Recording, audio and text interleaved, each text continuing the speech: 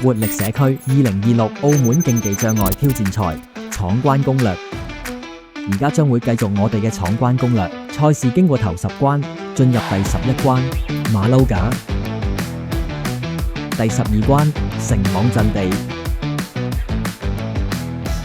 第13關6尺高牆，第14關力拔山河，第15關負重前行，第16關7尺高牆，第17關衝出胎林。